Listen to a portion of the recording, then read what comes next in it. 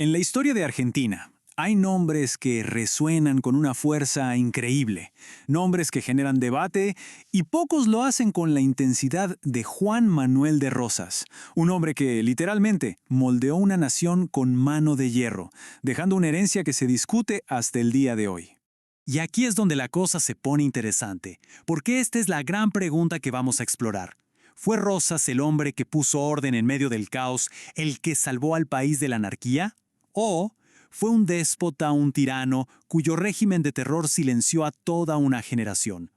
Para intentar desentrañar a esta figura tan compleja, vamos a seguir un camino. Primero, el contexto, una nación dividida. Después, veremos cómo este gaucho asciende al poder. Luego, su consagración como el restaurador. Nos meteremos en la parte más oscura, su reinado de terror, y finalmente, su caída y exilio. A ver, para entender a Rosas es fundamental entender el mundo en el que le tocó vivir. La Argentina post-independencia no era ni de lejos un país unido. Era un verdadero campo de batalla de ideas, de ambiciones, un caos total. La lucha principal era entre dos bandos que no se podían ni ver. Por un lado estaban los unitarios. Ellos querían una nación controlada desde el puerto, desde la poderosa Buenos Aires. Y por el otro, los federales, que decían, no, las provincias tienen que ser autónomas. Este choque de visiones, sumió el país en una guerra civil prácticamente constante. Y de todo este conflicto, de este crisol, surge una figura clave de la época: el caudillo. Ojo, no era un político como los de hoy. Era un líder que imponía su voluntad por la fuerza de su personalidad, por su carisma y por la lealtad casi ciega de sus seguidores. Es justo en este escenario que aparece nuestro protagonista, Juan Manuel de Rosas. Y él no era un intelectual de la ciudad, para nada. Era un hombre de la tierra, un estanciero muy rico que entendía el lenguaje de la pampa y sobre todo de su gente, los gauchos. Su ascenso fue metódico, paso a paso. Nació en la élite, sí, pero se crió en el campo, acumulando tierras y poder. Su experiencia como jefe de la milicia en 1820 lo metió de lleno en la política, y para 1829 ya era gobernador de Buenos Aires, la provincia más poderosa y la gran figura de los federales. Y aunque después dejó el cargo, su sombra nunca se fue. Pero el caos no paraba, ¿eh? La lucha entre unitarios y federales seguía desangrando al país. Y en medio de toda esa desesperación, muchas miradas se volvieron hacia la única figura que parecía capaz de imponer orden a los golpes: Rosas. 1835. Hay que recordar este año. Este es el punto de inflexión. Es el momento en que la historia argentina cambia de rumbo de una forma dramática, irreversible. La legislatura de Buenos Aires, desesperada, le ofreció de nuevo ser gobernador. Pero Rosas, muy astuto, puso una condición que no era negociable. Dijo algo como: acepto, sí, pero solo si me dan la suma del poder público. Quería poderes dictatoriales, absolutos, para restaurar el orden a cualquier precio. Y la legislatura aceptó.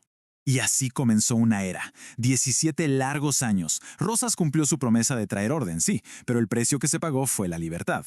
Su gobierno se convirtió en una de las dictaduras más férreas de la historia de América Latina. Y aquí está la gran ironía de su mandato. Aunque llegó al poder como el campeón de los federales, los que defendían la autonomía de las provincias, en la práctica gobernó como el más centralista de los unitarios. Todo, absolutamente todo el poder, se concentraba en una sola persona: él. Y para mantener ese poder, creó un instrumento de terror puro: la mazorca. Esto era mucho más que una policía secreta. Era básicamente un escuadrón de la muerte que perseguía, intimidaba y eliminaba a cualquiera que se atreviera a pensar distinto. Su solo nombre ya causaba pánico. El control era total. Había una red de espías en cada esquina. La oposición era silenciada sistemáticamente. Su retrato tenía que estar colgado en todos los edificios públicos, incluso en las iglesias, como un recordatorio constante de quién mandaba. Simplemente no había espacio para la disidencia. La prensa libre borrada del mapa. Pero claro, ningún poder absoluto dura para siempre. Después de casi 20 años, la resistencia contra Rosas empezó a tomar forma, no solo dentro de Argentina, sino también con ayuda de los países vecinos. Para derrocarlo hizo falta una fuerza descomunal. Un antiguo aliado suyo, el federal Justo José de Urquiza, armó una coalición masiva, el famoso Ejército Grande. Había tropas de otras provincias argentinas, de Brasil y de Uruguay. La confrontación final fue en 1852, en la Batalla de Caseros. y ahí el régimen de Rosas, que parecía invencible, se derrumbó en un solo día. Derrotado, el dictador huyó del campo de batalla y se exilió en Inglaterra para nunca más volver. Y su final es, bueno, una verdadera ironía del destino.